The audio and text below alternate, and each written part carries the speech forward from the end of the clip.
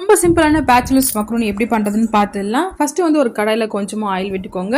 Oil கொஞ்சம் சூடானதுக்கப்புறம் cut பண்ணி வச்சுருக்க வெங்காயம் சேர்த்துக்கலாம். நான் மீடியம் சைஸ் 2 வெங்காயம் கட் பண்ணி வச்சுருந்தேன். அதை இதோட சேர்த்துட்டு நல்லா ஃப்ரை பண்ணிக்கோங்க. பச்சை வாசம்லாம் போயிடணும். முக்கால் டேபிள் ஸ்பூன் அளவு இஞ்சி பூண்டு பேஸ்ட் ஆட் பண்ணிக்கலாம்.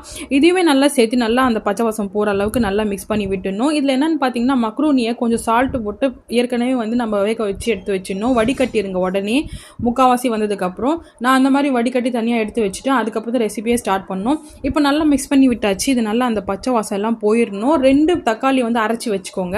நான் அரைச்சி வச்சிருந்தேன் ஆல்ரெடி. அது இதோட சேர்த்துடலாம். கொஞ்சம் நல்லா அந்த பச்சை வாசம் போனதுக்கு அப்புறமா தான் மசாலாலாம் ஆட் பண்ணோம். நிறைய பேர் அப்படியே ஆட் பண்ணிடுறீங்க.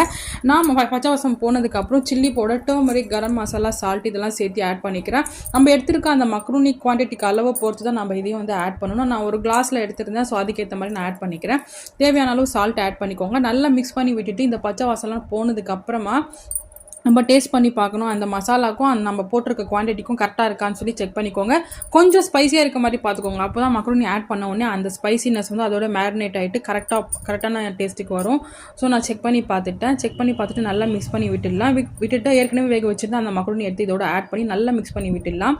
அவ்வளோதான் ஃப்ரெண்ட்ஸ், ரொம்ப சிம்பிளான பேச்சுலர்ஸ் மக்ரூனி ரெசிபி ரெடி ஆகிடுச்சு. எந்தவித எக்ஸ்ட்ரா பொருளும் போடாமல் நம்ம தேவையான அளவு பொருள் மட்டும் எடுத்து நம்ம பண்ணோம்னா ரொம்ப சிம்பிளாக ரொம்ப டேஸ்ட்டாக இருக்கும். நீங்கள் ட்ரை பண்ணி பாருங்கள்.